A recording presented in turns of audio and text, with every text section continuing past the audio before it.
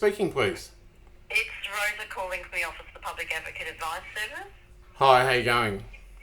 Good. Is this a good time to speak? Yeah, I can talk, and it's quite urgent too, I must say.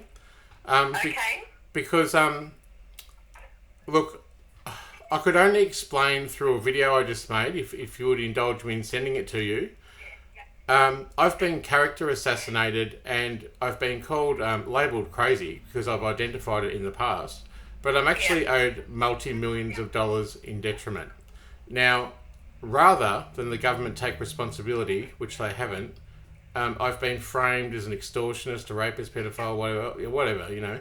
But the situation is that no one sees justice, they see illness. Now, I have a mental health sectioned act on me, and they have tried to come and take me. I jumped the back fence and escaped to Bendigo, and I'm on the road. So, if I go back, they're going to come and get me, but it is because I was as the subject of oppression for the sake of saving people's reputations. Now, there's a tragedy happened where I did suicide within in the hospital, but then that was covered up by the government, and it was condoned and nothing to see. Now, I've struggled since then. The government put me on job seeker, and to prove how far this conspiracy goes, the NDIA Minister Reynolds refuses to give me my receipts. The Health Minister Greg Hunt has already silenced evidence that was before a court, and the Prime Minister rejects my whistleblower statement, and he rejects my freedom of information, and the Finance Minister Birmingham rejects my urgent appeal because I have no money, no food, and no medication, because I've lived in poverty for an entire year since that death. Now, I think they were hoping that I'd kill myself again to rid themselves of the problem of me. But I don't really want lots of money. I just want freedom from oppression.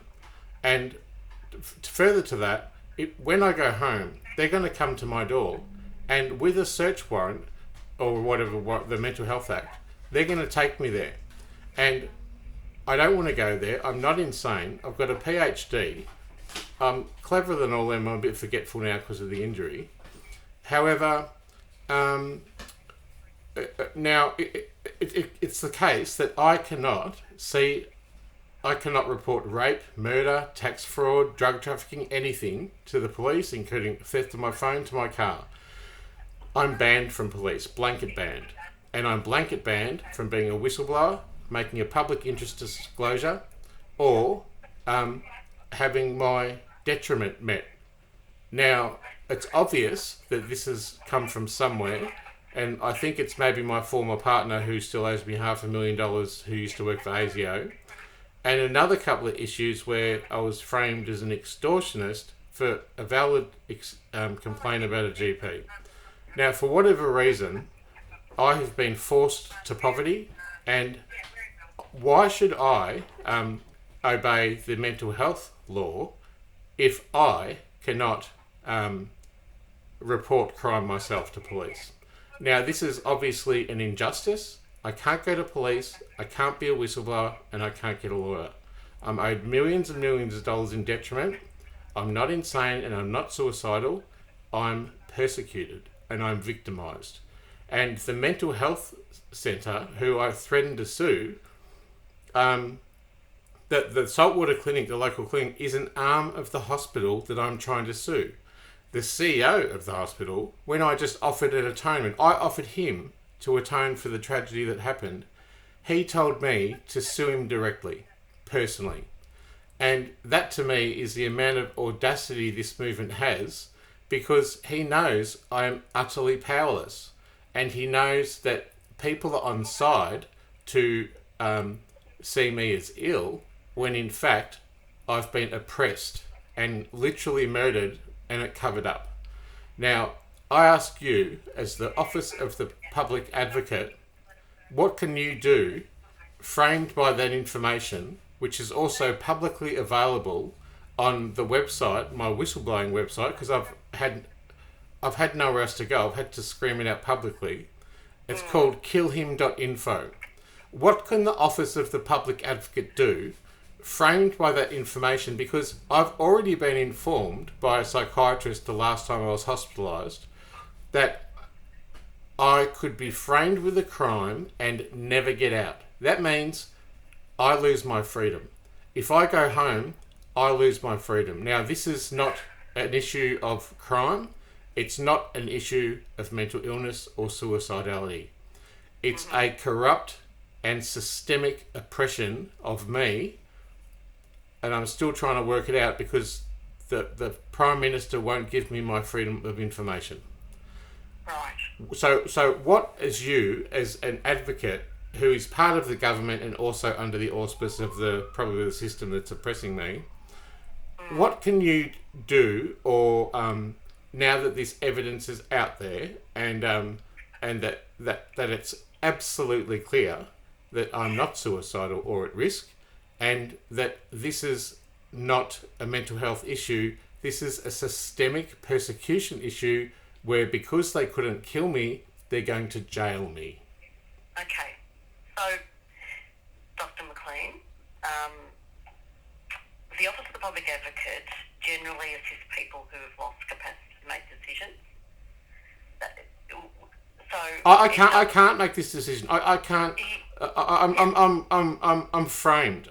If they come, I have to obey that law, but I can't report law. This is not right. And as a public official, I might just gently remind you that the Charter of Human Rights of People with a Disability, and I have a few labels to my name, and also now an acquired brain injury, I am deserving of those principles in that law.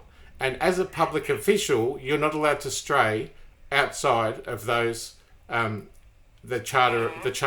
Can I just say via omission or by saying we can't help you? Because literally, you have to, as your obligation to me, as a government employee, defend me against your boss. You know what I mean? I understand that's what you're saying. I don't know that that's exactly the case. But in this situation, generally the Office of the Public Advocate is appointed by VCAT to make decisions on behalf of people who have lost capacity. Generally, we don't act. We don't take on cases without being directed by VCAT. So I don't think Richard. It's Richard, isn't it? Yes, that's correct. Yeah. I don't think, Richard, that we're going to be able to assist you. Can I just look at your website for a minute? The Office of the Public Advocate. Hang on, I'm just going to look it up and just read you back. Of Public Advocate. Now it's public, right? So that's the public. I'm the public, right? I'm not through VOCAT. I'm the public, and this is your website, publicadvocate.vic.gov.au. And I might remind you at this point that I am banned from Victoria and Federal Police. I am banned at IBAC as a failed whistleblower, and I'm banned at even looking at that at the Victorian Inspectorate. Now, you having probably known advance who I already am, it says here on your website you're safeguarding people with disability and mental illness, right? That's right. Now, I've got rights, okay? What does it say here about my rights, my human rights? I've just informed you about a website that publicly blows the whistle on a conspiracy to pervert the course of justice that has tried to kill me, cover it up, and will now jail me. I am on the road with no medication, no food, and no petrol. I'm sitting here begging for help.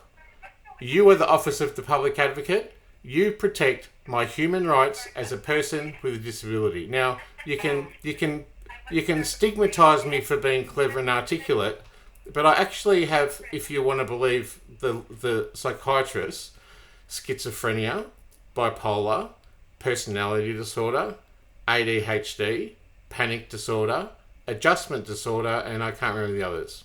And also now, I've got an acquired brain injury from the years of oppression that led me to my suicide in Werribee Mercy Hospital that was then covered up by the government, and I have just informed you as a public official of crime that has happened.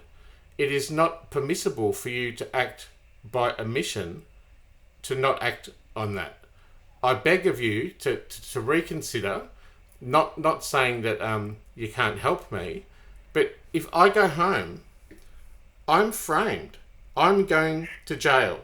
What can you do about that? Sorry, Richard, you said that you don't have a mental illness. Who said Is that? that right? You said that. When? Just now. You said to me, you said, why should you accept the Mental Health Act? You're not insane. You're not suicidal.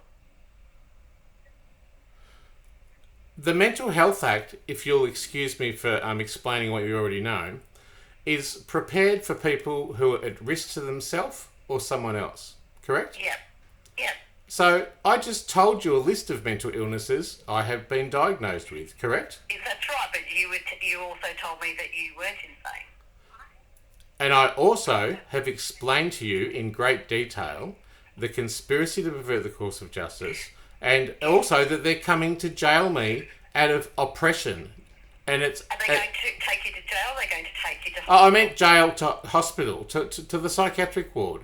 I don't need to go to the psychiatric ward. I'm not a risk to myself, and I'm not a risk to other people. You are the Office of the Public Advocate, and you must advocate for a person in the public. Well, that happens when we're appointed by VCAT. When the VCAT has looked at medical evidence, the person lacks capacity to make decisions for themselves, then VCAT will appoint us as their advocate. But without that, we're not able to assist. I just want to acknowledge to you, as you're denying me and condoning me to be jailed, that that you've just acted outside of the realm of the Charter for Human Rights with people with a disability, because you've acted with a mission and via that conspiracy to pervert the course of justice, which is in line with every other government systemic organisation I've ever dealt with. Do you understand that you've broken the law? I do understand that that's your understanding. I know the law. Okay, that's fine, Richard. Look, if you're unhappy with the service that we're unable to provide for you, you can make a complaint to the Office of Public Advocate. Delay, defer, deny is no longer an option, honey. I am on the road, on the escape from being jailed. You are the Office of the Public Advocate, and you've just broken the law, and you refuse to help me. You know, it's really cowardly for a person in position of privilege to easily kick a can down the road, one stick at a time, when it's a million sticks that have framed me and someone's tapped you on the shoulder and told you not to help Rich. Well, thanks a lot, because that's one stick of a huge faggot that is hitting on top of the head. You refuse to help. I just want to say, you are the office... Can you repeat this? I represent the Office of the Public Advocate and people with a mental illness, and I will not defend Richard from being incarcerated. Unfortunately, I'm not going to repeat that, Richard. But, because that would identify you. Your website, I will have a look at it. You'll have a look at it. Well, you said you wanted me to look at your video. If you want me to look at it, I can do that, but I don't know if that will change my response, the response that you've already received, because I don't know what's on that video. It's not just a video, it's many videos and systemic evidence of government corruption. Mm-hmm. And now that can I just get your name again? It's Rosa. Rosa. No, that's enough. There's only one Rosa in this office. Oh, okay. Well, that'll be enough to identify you when this statement now goes on my website, because I've just recorded it without your permission, and it's not an offence under the Surveillance Act 1999 if it's got to do with death. So, good on you. You haven't helped. Have a lovely day. Fuck.